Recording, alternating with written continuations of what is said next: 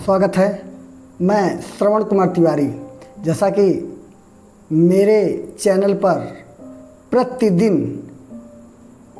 4 से 5 विषय लगातार चल रहा है और लाइव क्लास चल रहा है, और मैं यह नहीं समझ पा रहा हूँ कि यह सारे क्लास चलते हैं लेकिन बच्चों में बहुत कम इंटरेस्ट दिखाई देता है। और हर विषय के अच्छे अध्यापक, जिसमें कि मैं गणित प्रतिदिन 9 बजे, भूगोल 10 बजे, इतिहास 11 बजे, फिर एकेडमिक क्लास, ये तो एंट्रेंस के हैं, एकेडमिक क्लास जिसमें हिंदी का लगभग मैं पढ़ा रहा हूँ, और 8 बजे रात को हिंदी का मैं एंट्रेंस की तैयारी करा रहे हैं। सब कुछ देखते हुए मुझे ऐसा लगता है कि पढ़ाई का उत्साह दिखाई नहीं दे रहा है।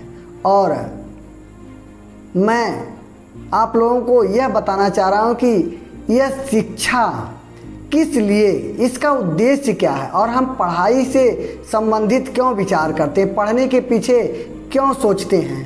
तो मैं आप लोगों को बता रहा हूँ कि कक्षा 11 की एक कहानी है। कक्षा 11 गद्य में, मैंने संस्कृत दिग्दर्शिका में एक कहानी है जो बहुत ही रोचक कहानी है। मैं उसी की आज चर्चा कर रहा हूँ। जैसा कि व्यक्ति पढ़ा लिखा हो चाहे अनपढ़ हो, अगर उसकी बुद्धि ठीक ठाक, सकारात्मक, धैर्य, अगर सब कुछ तरीके से अगर चल रही है तो समझ लीजिए कि वह बड़े से बड़े संकट को पार कर सकता है। आइए हम आप लोगों को एक इसी तरह का कहानी बता रहे हैं। बहुत रोचक कहानी है और आप लोग ध्यान से सुनेंगे तो मैं उम्मीद करता हूं कि आपके जीवन में, आपके उत्साह में, आपको धैर्य में बहुत मदद करेगी। एक समय की बात है कि एक राजा के राज में 4 चोरों ने सेंध मारा, और सेंध मारते हुए उनको सैनिकों ने पकड़ लिया। यानी रात्रि के समय में ये लोग 4 चोर सेंध लगाए और सेंध में ही चारों लोग पकड़ा जाते हैं और पकड़ करके राजा के सामने प्रस्तुत होते हैं। और ध्यान से कहानी को सुनिएगा आप लोग, और इसके बाद कहानी के अंत में आप लोगों को इसका लक्ष्य पता चलेगा कि क्या कहना चाह रहे हैं हम। और जब ये चारों लोग पकड़ाते हैं, राजा के सामने पहुंचते हैं, तो राजा ने चारों को फांसी की सज़ा दे देते हैं। यानी चारों चोर फांसी की सज़ा प्राप्त कर लेते हैं। और होता भी है कि 3 को फांसी की सज़ा हो जाती है। 3 चोरों को जल्लादों ने फांसी लगा दिया और एक चोर बच जाता है। बचा क्या है, उसको भी क्रम से, फांसी का क्रम चल रहा था बारी बारी से। तो जब चौथे का नंबर आया तो चौथे ने क्या कहा, जल्लादों से कहा कि हे जल्लाद, मुझे फांसी लगाओ मत, मुझे फांसी लगाने से पहले राजा के सामने मुझे प्रस्तुत करो, मैं राजा से कुछ बात करना चाहता हूँ। उसके आग्रह को जल्लादों ने ठुकरा दिया। कहा नहीं, तुम पापी, अधम, चोर, तुम राजा से क्या बात करोगे, राजा तुमसे क्यों बात करेंगे, पापियों से राजा बात नहीं करते। उसने कहा कि ठीक है, तुम मुझे फांसी पर चढ़ा दो, मैं चढ़ जाऊंगा, लेकिन एक बार मुझे राजा से मिलवा दो, मैं उनसे बहुत ज़रूरी बात करना चाहता हूँ। एक बहुत महत्वपूर्ण विद्या है जो मैं राजा को देना चाहता हूँ। अगर मैं मर गया तो यह विद्या मेरे साथ समाप्त हो जाएगी, और मैं नहीं चाहता कि मेरे साथ विद्या भी समाप्त हो जाए, इसलिए राजा का अधिकार है इस विद्या को ग्रहण करना। इस तो चोर के आग्रह पर जल्लादों ने राजा से मिलवाते हैं और राजा से मुलाकात होती है। तो उसने पूरी बात राजा को बताता है और राजा ने कहा कि क्या करना होगा हमें। तो उन्होंने कहा कि महाराज, मैं एक ऐसी विद्या जानता हूँ जो तमाम सोने का पौधा और तमाम सोना फलेगा, मैं ऐसी विद्या जानता हूँ। तो राजा ने कहा मुझे क्या करना होगा। तो उसने कहा कि कुछ नहीं करना होगा, आप हमें कुछ सोना दे दीजिए और एक गुप्त जगह बता दीजिए जहाँ कि मैं इस सोने को बो सकूँ, कोई जाने ना।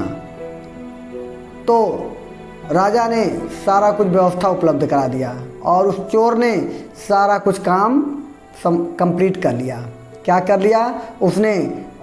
सोने को सरसों के बराबर, छोटे छोटे सरसों के बराबर पिघला करके बहुत सारे दाने बना लिया और राजा के गुप्त स्थान कहने का मतलब है कि उनके जो राज जहाँ उनका निवास था, उसी राज निवास के बगल में तालाब था। तालाब के किनारे उसने उपजाऊ भूमि बना करके तैयार कर लिया और फिर राजा से कहता है कि हे राजा, हे राजन, आप आइए इस कार्य को प्रारंभ करिए, यानी इस जो सोना है, सोने को बोने का कार्य प्रारंभ करिए। राजा कहते हैं कि तुम ही क्यों नहीं इस सोने को बो देते हो? तो राजा कहते हैं कि, तो चोर कहता है कि हे राजा, यह सोने बोने का अधिकार मेरे में नहीं है, इसलिए कि मैं चोर हूँ और कोई चोर व्यक्ति यह कार्य नहीं कर सकता। जब भी इस कार्य को कर सकता है जो कभी कोई चोरी न किया हो, तभी यह सफल होगा। तो राजा चक्कर में पड़ गए कि मैं भी चोरी किया हूँ। तो उसने कहा कि हे चोर, मैंने तो बचपन में अपने पिता के द्वारा दिया गया चारणों को दान चुरा लिया था, इसलिए मैं इसको नहीं बो सकता। तो चोर ने कहा कि कोई बात नहीं है, आप नहीं बो सकते तो क्यों न धर्माधिकारी को ही नियुक्त किया जाए। धर्माधिकारी मतलब जो राज्य में नियुक्त धर्माचार्य होते हैं। तो चोर उनको कहता है, तो उन्होंने कहा कि नहीं, मैं भी ये कार्य नहीं कर सकता। मेरी माँ ने मुझे लड्डू दिया था रखने के लिए और मैंने उसे चुरा करके खा गया, यानी बचपन में मेरी माँ मुझे लड्डू दी थी और मैं उसे चुरा करके खा गया था, इसलिए मैं भी ये कार्य नहीं कर सकता। तो चोर ने कहा कोई बात नहीं है, तो राजा जी अपने मंत्री को दे दें, मंत्री जी ही यह कार्य कर लें। तो मंत्री जी ने तुरंत कहा कि अरे राजन, यह कैसे संभव है कि हम आपके अधीन हैं, आपके उपजीव्य हैं, हम भला बिना चोरी कैसे रह सकते हैं, इसलिए मैं भी यह कार्य नहीं कर सकता। तो फिर क्या हुआ?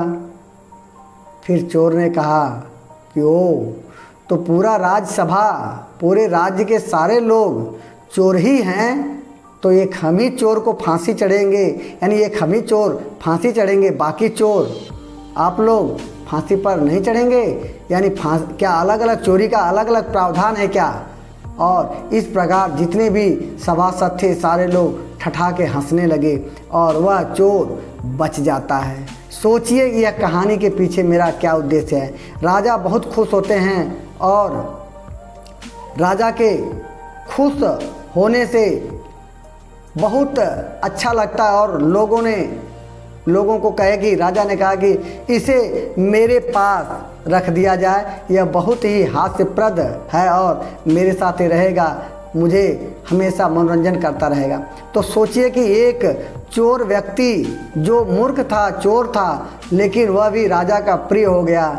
तो आप सोचिए कि यह पढ़ाई, धैर्य, शिक्षा, यानी हम नकारात्मक सोचते हैं कि सकारात्मक सोचते हैं। सोचिए कि अगर वह भी सोच लेता कि अब तो फांसी लगना है, लगा दो भैया, लेकिन उसने क्या सोचा कि जब मरना ही है तो क्यों न हम संघर्ष करें, बच गए तो बच गए और नहीं तो फांसी तो लगना ही है। उसने ऐसा सोच लिया था कि अगर प्रयास करते हैं, अरे मृत्यु का सज़ा एक ही बार होगी, 2 बार 3 बार तो होगी नहीं, 2 बार 3 बार तो मुझे फांसी पर चढ़ाया नहीं जाएगा, एक बार उतारा जाएगा, दोबारा चढ़ाया जाएगा। अरे एक बार सज़ा हो चुकी है, प्रयास करते हाथ पांव मारते हैं, अगर बच जाएंगे तो बच जाएंगे, नहीं तो अंतिम लक्ष्य तो फांसी है ही, मरना तो है। 3 लोग मर गए तो क्या, लेकिन उसने अपना दांव फेंका और बच गया। तो मैं यही कहता हूँ कि शिक्षा, पढ़ाई, लोग कहते हैं कि क्या करेंगे पढ़ लिख करके, बहुत पढ़ लिए, कहाँ कुछ नौकरी नहीं मिल रहा, चाकरी नहीं मिल रहा, ये नहीं हो रही, तमाम तरह की ये निराशाएं हैं। सकारात्मक सोचिए, और सकारात्मक सोचेंगे तो मैं उम्मीद करता हूँ कि हम आपके सपनों पर खरे उतरेंगे। और मैं लगातार आप लोगों के लिए लगा हूँ, और आप लोग लगातार मेरे साथ बने रहिए। मैं उम्मीद करता हूँ कि आपके सपनों पर हमारे उत्साह, आपके उत्साह को बढ़ा सकते हैं, आपके सपने को पूरा कर सकते हैं। और नहीं सपने पूरे होंगे तो हम एक अच्छे जीवन तो जी सकते हैं। सपने तो, महत्वाकांक्षाएं तो बहुत हैं, किसी की महत्वाकांक्षाएं कम नहीं हैं, लेकिन उन महत्वाकांक्षाओं में क्या हम सपने देखें, खाली बैठ करके सपने देखें? सपने ऐसे हों खुली आंखों से, सपने बंद आंखों से ना हों। तो इसलिए हम आपके खुली आंखों के सपने दिखाने का प्रयास करते हैं कि आप मेरे साथ लगातार बने रहिए, लगातार आप सोचते रहिए। लेकिन ध्यान रहे कि अगर मेरी बात आपको पसंद आती हो और मेरा वीडियो आपको पसंद आए तो आप इसे लाइक ज़रूर करिएगा, और मैं आपसे उम्मीद करता हूं कि आप इसे शेयर भी करेंगे और सब्सक्राइब भी कराने का प्रयास करेंगे। और आपको हम ऐसे ही हर दिन अलग अलग नए नए क्लास के साथ उपस्थित होते रहेंगे। लेकिन आपके उत्साहवर्धन में हम इसी तरह बीच बीच में आपको एक एक कहानियों के माध्यम से आपको प्रेरित करते रहेंगे और आपके उत्साहवर्धन को करते रहेंगे। तो फिर हम आपसे मिलते हैं अगले वीडियो में, तब तक के लिए नमस्कार।